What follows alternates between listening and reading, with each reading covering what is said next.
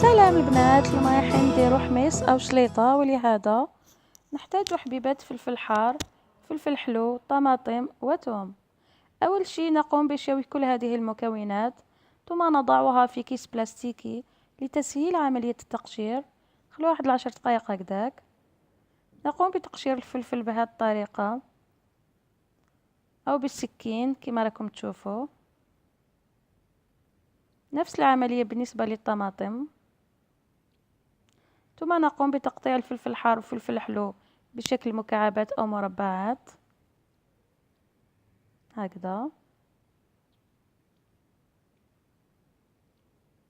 نفس الطريقة فيما يتعلق بالطماطم. في مقلاة نضع فلفل حار وفلفل حلو ونخلوه ينشف شوية. بعدها نحط عليه الطماطم،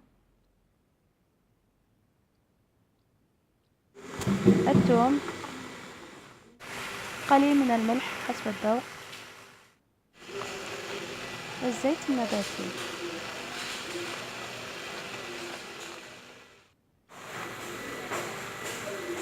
نخلوه يتقلى شوية. وفي طبق التقديم نحط هذاك الحميص وندير عليه زيت زيتون. وهذا هو شكل نهائي لطبقنا، وشهية طيبة. وإذا عجبكم ما عليكم الاشتراك في القناة والضغط على زر الجرس. سلام.